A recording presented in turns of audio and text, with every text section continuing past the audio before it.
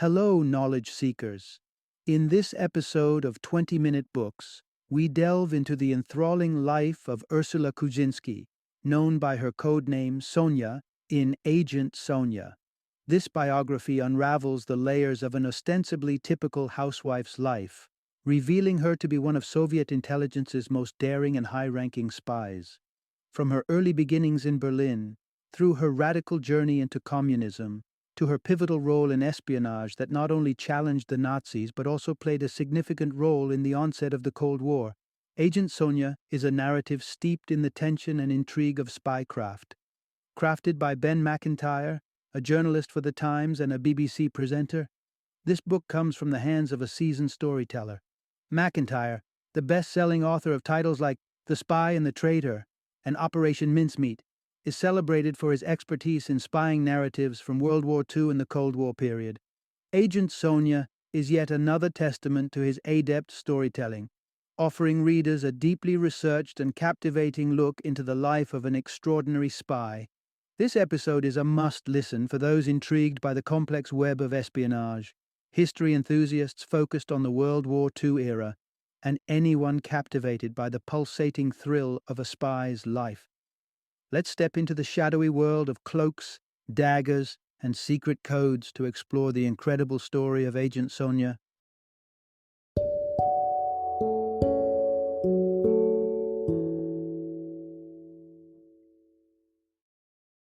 Agent Sonya, Moscow's most daring wartime spy. Introduction: A double life unveiled, from homemaker to Cold War catalyst.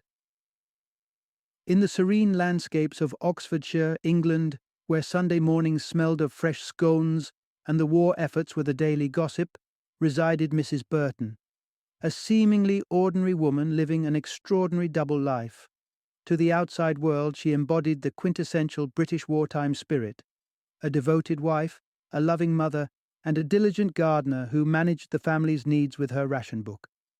Little did anyone know, Mrs. Burton was actually Ursula Kuczynski, also known by her Soviet codename Sonya, one of the most formidable spies in history. Ursula's journey into espionage began in the bustling streets of 1930s Shanghai, a time and place rife with political intrigue and shadowy dealings. It was here she was recruited into Soviet intelligence, thus embarking on a 2-decade-long career that would see her ascending the ranks of the Soviet espionage network. Ursula wasn't just any spy. She was a master of secrets, a conduit for information that had the power to alter the course of history. From orchestrating a sophisticated spy ring in Berlin that significantly contributed to the downfall of the Nazis, to passing nuclear secrets that may very well have kick-started the Cold War, Ursula's life was a testament to the fine line between ordinary and extraordinary. As we delve into the intriguing narrative of Ursula Kuczynski, we uncover the complexities of a woman torn between her familial duties and her unwavering commitment to a cause she believed in. This remarkable story sheds light on how Ursula navigated the perilous waters of espionage, which involved plots as audacious as attempting to assassinate Hitler and efforts that contributed to shaping the geopolitical landscape of the 20th century. Through the lens of Ursula's life, we're invited to explore a world where every decision could spell catastrophic repercussions, and where loyalty to one's country was both a shield and a weapon. Join us as we uncover the layers behind the enigmatic figure of Ursula Kuczynski, a woman whose legacy continues to echo through the annals of history, challenging our perceptions of heroism, loyalty, and the unseen battles that have shaped the world as we know it. Part 1. From Berlin intellectual to Shanghai revolutionary, the making of Ursula Kuczynski. In 1907, nestled within the vibrant intellectualism of Berlin, Ursula Kuczynski was ushered into a world where the lines between politics and daily life were indistinct. Growing up in a wealthy Jewish family revered for their intellect and social engagement, she was surrounded by discussions that oscillated between Marxism and the burgeoning threat of fascism. Icons like Karl Liebknecht frequented her family home, invigorating the young Ursula's political leanings. Yet, it was not enough for her to merely contemplate socialism and workers' rights. she craved to be in the throes of political activism. From a tender age, Ursula's fervor was unmistakable. At 17, she was not just sympathizing with the communist cause, she was an official member, actively engaging in the distribution of literature and organizing protests. Her aspirations were clear. She was preparing for a revolution, earnestly practicing with weapons alongside her comrades. Amid her activism, Ursula's heart found solace in Rudi Hamburger, an architect with a soft spot for left-wing politics but without the communist conviction that burned within Ursula. In 1930, an opportunity emerged with Rudi's job prospect in Shanghai, and Ursula, seizing the chance for further activism in a land ripe with revolutionary potential, accompanied him. However, Shanghai presented a socio-political landscape starkly different from what Ursula had imagined. Entrapped within the confines of expatriate society, her political ambitions seemed stifled, until Agnes Smedley entered her life. A meeting at the Cathay Hotel with Agnes, a journalist with socialist leanings and clandestine ties, ignited Ursula's path towards espionage. Agnes, perceiving Ursula's untapped potential, hinted at a visitor who would soon change the course of her life. 3 weeks later, Richard Johnson, an alias for Richard Sorge, a Soviet intelligence luminary, crossed the threshold into Ursula's world and unveiled a new chapter of her life. Sorge, recognizing Ursula's unwavering commitment to the communist cause, offered her a role in the shadows of espionage. With Rudi away, their apartment transformed into a haven for revolutionary meetings, setting the stage for Ursula's deeper involvement with Soviet intelligence. Amidst these clandestine activities, life blossomed in the form of Michael, Ursula, and Rudi's son. Michael's arrival not only brought joy to the young family, but also presented an unsuspecting facade to Ursula's espionage endeavors. Sorge, witnessing the duality of Ursula's life, knew that no one would dare suspect a sophisticated, nurturing mother of being the backbone of revolutionary support to the Soviets. Here, in the nexus of family and revolution, Ursula Kuczynski's story as a formidable spy began to unfold, marking the inception of an ordinary woman's journey into an extraordinary world of espionage and secrecy. Part 2. The Emergence of Sonya, from Domesticity to Espionage. As the lines between Ursula's personal and professional lives began to blur, the charismatic Richard Sorge, a man known as much for his espionage prowess as for his magnetism, grew closer to her. Their transition from mere colleagues to lovers seemed predestined. With this newfound intimacy, Ursula found herself deeply embedded in Richard's clandestine world, now not just a passive partner, but an active participant in the intricate web of espionage. Messages passed through her hands, secrets were shared in hushed tones, and her seemingly innocuous social gatherings became a goldmine of intelligence for Moscow. In the secret reports back to the Soviet Union, she was no longer Ursula. She had been reborn as Sonya, the secret agent. This transformation was gradual, yet profound. The life that Ursula, now Sonya, had known was irrevocably altered when Richard, testing her loyalty and skill, tasked her with sheltering a Chinese comrade on the run. The revelation of her covert activities to Rudi marked a turning point, straining their marriage to the brink. Although Rudi's ideals aligned with the cause, the reality of living in the shadow of espionage weighed heavily on their relationship. The bond between Sonya and Richard, too, would face its own demise. A sudden departure back to Moscow severed their connection, leaving a void in Sonya's life that was swiftly filled by an unexpected summons to the Soviet capital. Moscow beckoned, not for pleasantries, but for a deeper plunge into the world of espionage, a testament to Richard's lasting influence on her trajectory. Leaving her son in the care of his grandparents, and with Rudi remaining in Shanghai, Sonya embarked on a journey that would cement her legacy within the Soviet intelligence network. In the secluded training center of Vorobyevo, just outside Moscow, Sonya was no longer just a name. it was her identity. Engulfed in the realm of spycraft, she mastered Morse code, explosives, combat, and unwavering loyalty to the Soviet cause. A commitment sealed with a promise under the specter of death. Her transformation complete, Sonya's first mission beckoned her to the tumultuous landscape of Manchuria. With Japan's shadow looming over the province, her task was to strengthen the sinews of the Chinese resistance, arming them with Soviet resources and literature. Teaming up with another agent, known as Ernst, her journey into the heart of struggle was about to begin. Yet, amidst the call of duty, her resolve was steadfast. Her son Michael would be by her side. In this singular condition lay the portrait of Sonya, a spy, a patriot, and a mother, entwining the facets of her identity as she stepped into unknown territories, ready to etch her name in the annals of espionage. Part 3. A Lifeline in the Shadow. Ursula's role in strengthening the Manchurian resistance. In the spring of 1943, under the guise of newfound lovers, Ursula and Johann embarked on a journey aboard the SS Conte Verde, setting sail from Prague towards the tumultuous tides of Shanghai.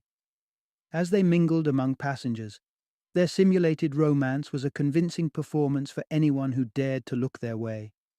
Upon arrival in Mukden, Johann adopted the facade of a businessman, while Ursula, with strategic cunning, secured a cover as a saleswoman for a Shanghai bookstore, under which she discreetly transported crates of books. Among them, an armchair ingeniously concealing the transmitter vital for communication with Vladivostok. Mukden, a city under the shadow of the Japanese invasion, was a hotbed of resistance and conflict. The communist guerrillas, amidst famine and despair, waged a relentless battle against their invaders, supported in their efforts by unseen allies from the Soviet Union. Amidst this fraught backdrop, Ursula's role transcended mere espionage. She became the lifeline connecting the Manchurian resistance with crucial Soviet support.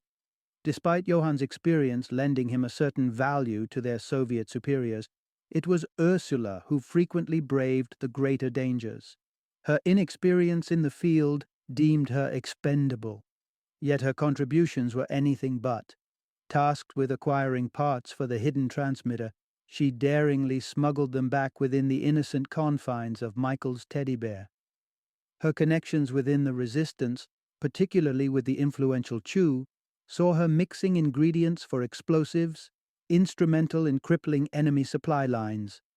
Their endeavors were met with success, so much so that the volume of intelligence they amassed necessitated additional hands. Enter Wu and Shushin, rebels turned apprentices in espionage under Ursula's tutelage, disguised as domestic help.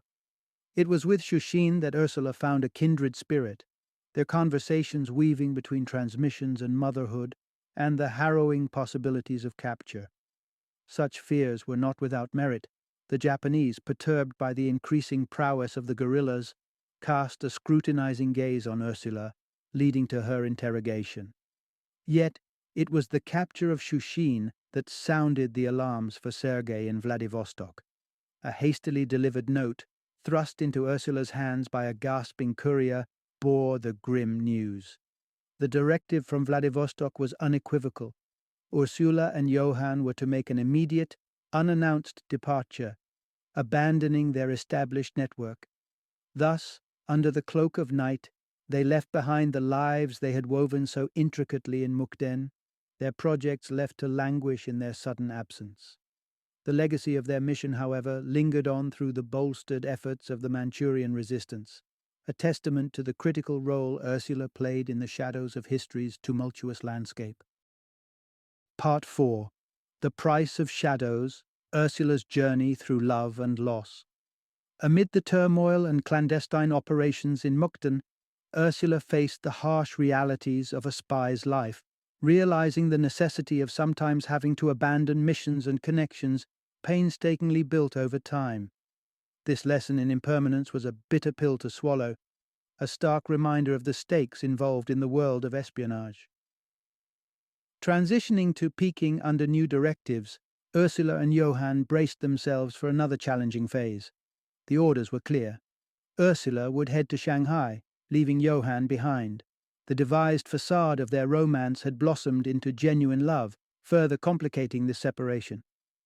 Adding to this complexity was Ursula's pregnancy with Johann's child, marking yet another deeply personal sacrifice at the altar of her duties. In Shanghai, Ursula's reunion with Rudi revealed a man transformed by the intensifying wave of fascism, now fully committed to the Soviet cause. Their subsequent move to Warsaw, however, left Ursula yearning for more substantive work. The callback to Russia, while reuniting her with old comrades, also exposed her to the grim realities of Stalin's Great Purge. Friends and allies were being systematically obliterated under the dictator's paranoid directives. Despite her foreign origins, which cast her under a suspicious light, Ursula remained unscathed, her faith in the communist cause undimmed. As the shadow of Nazi Germany grew longer over Europe, Ursula's next mission took her to Switzerland, a neutral territory teeming with espionage activity. Tasked with intelligence gathering, she not only built a radio transmitter with her own hands, but also coordinated with new recruits for the cause. One such recruit, Alexander Foote, was instructed to rendezvous with her in Geneva, identifiable by a white scarf. Their partnership would grow to become legendary within the annals of spying history. Foote's journey took him from the Swiss border to Munich under the guise of a tourist. His residence, established using invisible ink in a novel, lay dangerously close to Hitler's favorite dining spot, Osteria Bavaria. Integrating into the circles of the SS as a regular patron, Foote, alongside another recruit, Len Burton, laid the foundation for an audacious plot directly under the nose of the Führer. To assassinate Hitler over lunch. Ursula's maneuvers across the espionage chessboard, orchestrating operations from behind the scenes, underscored a life defined by difficult choices. Each move entailed sacrifices, entangling her further in a web of personal losses and professional gains. Her journey, marked by love, betrayal, and unwavering dedication to a cause, paints a vivid portrait of the sacrifices demanded of those who choose to operate in the shadows. Part 5. The Tides Turn. Ursula's espionage endeavors in Switzerland reach a perilous crescendo. In the clandestine world of espionage where Ursula thrived, plans were as volatile as the shifting allegiances of nations. Her bold strategy to annihilate Hitler was set in motion with her agents poised in Munich, awaiting the opportune moment to strike. However, the political landscape shifted dramatically with the signing of the Molotov-Ribbentrop non-aggression pact between Soviet and Nazi officials. The mission was aborted, leaving Ursula in a dilemma, torn between her anti-fascist convictions and the new directives from Moscow. Yet amidst this turmoil, Ursula navigated through personal upheavals, marrying Len Burton in a move that solidified both a strategic partnership and an unexpected love that would endure the tests of time. Ursula's activities within the neutral yet spy-infested terrains of Switzerland were pivotal. Tasked with a crucial meeting with Alexander Rado, the Soviet Union's key espionage figure in Switzerland, Ursula found herself at the heart of a critical intelligence operation. Rado's ingenious method of smuggling microfiche reports required Ursula's expertise in radio transmission, a skill that saw the resurfacing of her hidden radio equipment from the depths of a Swiss forest. Her adept transmissions of these reports to Moscow underscored the significance of her role in the larger Soviet intelligence apparatus. Yet, the precarious nature of undercover work soon caught up with her. An unexpected threat emerged, not from the counter-espionage efforts of enemy agencies, but from within her household. Olga Muth, the nanny harboring growing suspicions about Ursula's secret life, became the catalyst for a potential exposure that threatened to unravel everything. Fearful of the danger Ursula's profession might pose to her children, Olga's intentions to seek solace at the British consulate were foiled by language barriers, and her subsequent confidence in a neighbor almost compromised Ursula's cover for good. The impending danger of exposure propelled Ursula into a corner. With the revelation of Olga's intentions by a conscientious neighbor, the fragile facade of Ursula's covert identity began to crumble. Moscow's response to the predicament was unequivocal. Ursula, once an invaluable asset, had transformed into a liability. The directive was clear and immediate. Ursula and Len were to vacate Switzerland and relocate to England, marking the end of a critical chapter in Ursula's illustrious career as a spy and beginning a new, uncertain phase of her life under the looming shadow of her past endeavors. Part 6. A Suburban Facade. The Unseen Games of Espionage in Wartime Britain. The tranquility of early 1940s. Britain, a nation gripped by the tumult of World War II, was the unlikely backdrop for one of the most audacious espionage operations in history. The landscape of alliances shifted abruptly when Nazi forces invaded the Soviet Union, bringing Britain and the Soviet Union into an uneasy partnership. Despite the newfound camaraderie at the diplomatic level, the shadow war of intelligence and counterintelligence did not cease. If anything, it intensified with agents like Ursula operating deep behind what was, until recently, enemy lines. Karl Fuchs, a fellow German and ardently committed communist, found himself in Britain, where his formidable skills as a nuclear physicist were put to use in the Allied effort to develop an atomic bomb. However, the secrecy and exclusion of the Soviet Union from this monumental project did not sit well with Fuchs. He resolved to keep his Soviet counterparts informed, stepping into the role of an informer, with Ursula tasked as his courier. Ursula's life during this period was a study in contrasts. Known to her neighbours in Summertown, Oxfordshire as Mrs. Burton, she epitomized the very essence of a genteel British housewife. Yet beneath this carefully curated exterior lay the heart of a seasoned spy, orchestrating one of the largest transfers of scientific secrets the world had ever seen. Regularly, Ursula made the journey to a designated dead letter box in the rural outskirts of Banbury, signalling to Fuchs the details of their covert meetings. It was through these secret rendezvous that Fuchs handed over a staggering 750 pages of classified information regarding the atomic bomb, marking a watershed moment in the annals of espionage, known infamously as Project Enormo. The significance of these operations did not go unnoticed, attracting the direct interest of Stalin himself, who corresponded with Ursula to gain clearer insights into the Allied nuclear project. Aside from transmitting these secrets via radio, Ursula's ingenuity extended to the creation of microphotographs for materials too complex to be encoded in Morse. She even dared to smuggle out replicas of keys to the safes of Fuchs's colleagues, a testament to the lengths to which she would go to ensure the success of their mission. Amidst the daring feats of espionage and the mundane routines of domestic life, Ursula remained an enigma, her true identity and mission veiled from those around her. She spoke without a hint of her German origins, perfectly assuming the role of an Oxfordshire housewife. Her activities escaped the notice of MI5's male-dominated counterintelligence sector, but not without catching the eye of a sharp female operative, stirring a hint of intrigue among the secrecy that cloaked Ursula's double life. In this intricate dance of shadows, the lines between ally and adversary, between ordinary and extraordinary, were blurred, painting a vivid picture of the espionage that simmered beneath the surface of wartime Britain. Part 7. A Chess Game of Wits. The Sly Dance Between Ursula and British Intelligence. In the hidden warrens of British intelligence, Millicent Baggott stood as a formidable figure. With the air of an unassuming spinster cloaking her sharp intellect, Millicent was an ace in the pack for MI5's F Division, tasked with rooting out communists and subversives. Since Ursula's initial passport application, Millicent's gaze had been fixed upon her, sensing the undercurrents of espionage that lay beneath the surface.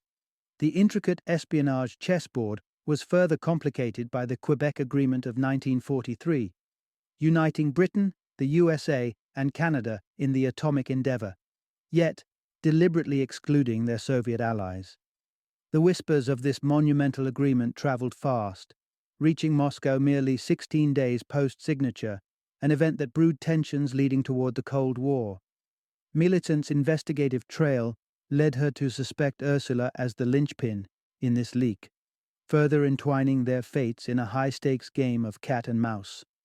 As Karl Fuchs disappeared into the labyrinth of Washington's intrigues, Ursula found herself at the helm of Project Hammer in 1944, a daring initiative seeking German resistance connectives to aid American military intelligence. Beneath this facade, however, lay Ursula's true mastery, orchestrating a network of informants not only to aid America, but to siphon intelligence back to the Soviets in a grand duplicity.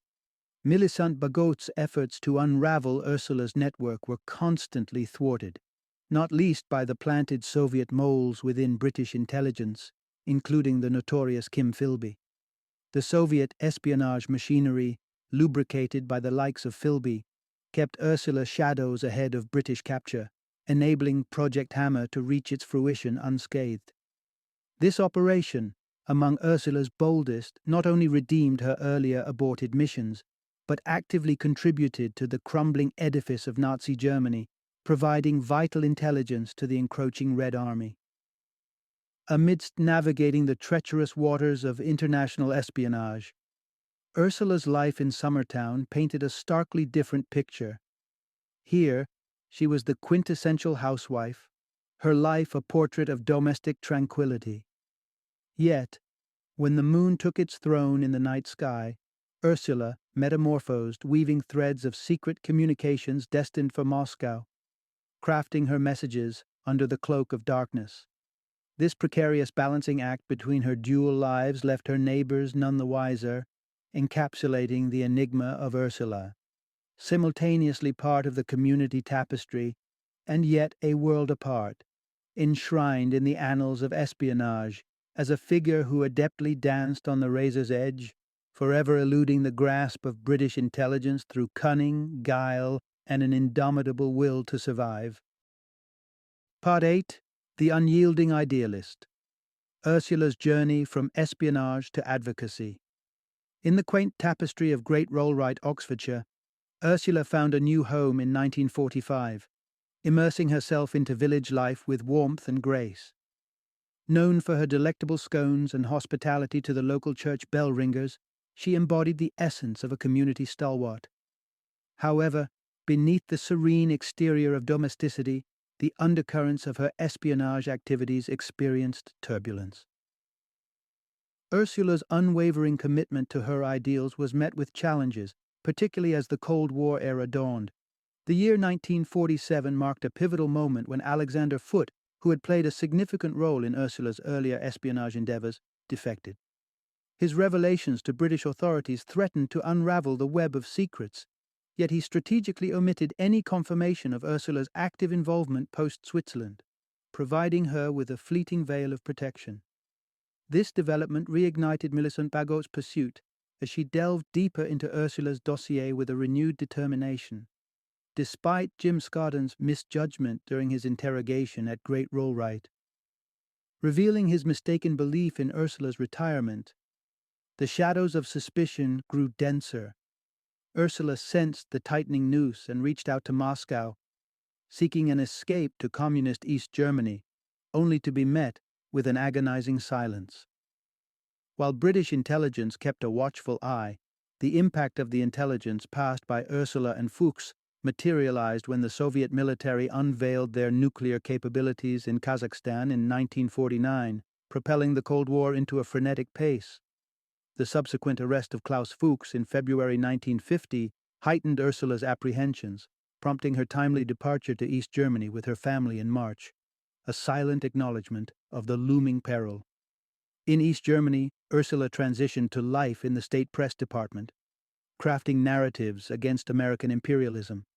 Her later years found her penning children's books and an autobiography under the pseudonym Ruth Werner, tales that captured the imaginations of many, yet also unmasked her clandestine past, stirring the public's fascination. However, Ursula's vision of communism was starkly contrasted by the reality she witnessed in East Germany, a disillusionment with the oppressive regime that veered from her ideological convictions. In the twilight of her years, she channeled her resolve into activism, joining the chorus of dissidents advocating for reform in East Germany. Her participation in the protest movement of 1989, even at the age of 82, was a testament to her indomitable spirit.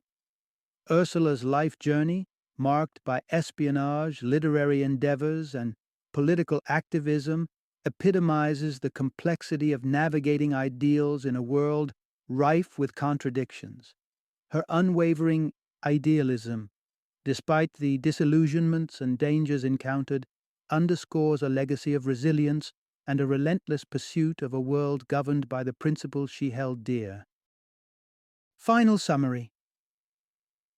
Behind the facade of domesticity and the simple joys of baking scones, Ursula Kuczynski concealed a life of unparalleled complexity and fervor. From her early stirrings of political consciousness to her clandestine exploits in the shadows of international espionage, Ursula's existence defied the ordinary at every turn.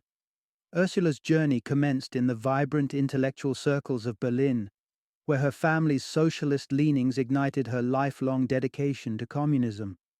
This commitment propelled her into the heart of the espionage world, where she assumed the alias Sonya.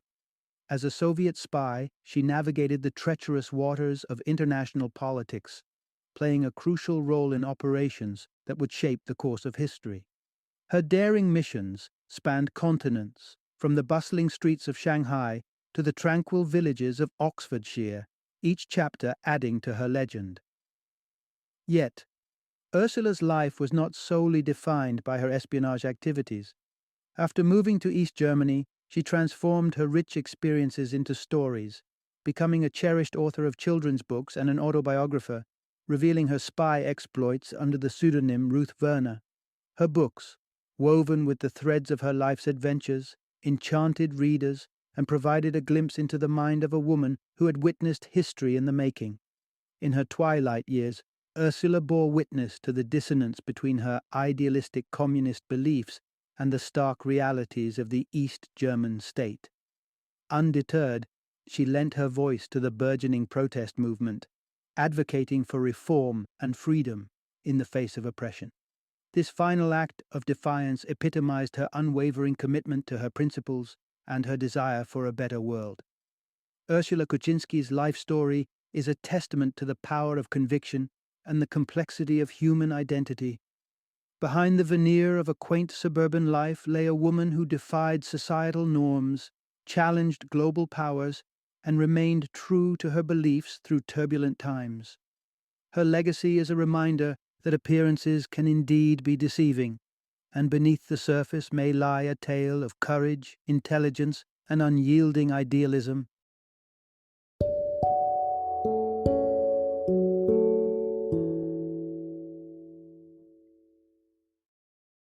Thank you for joining me today on this journey of learning and discovery as we explored the insights of another thought-provoking book in our growing library of knowledge. If you've enjoyed our time together, please take a moment to follow our podcast, give us a 5-star rating, and share 20-minute books with other knowledge seekers. Your support truly means a lot. Don't forget to join me again in the next episode, where we will delve into another enriching book. Until then, happy reading and happy listening.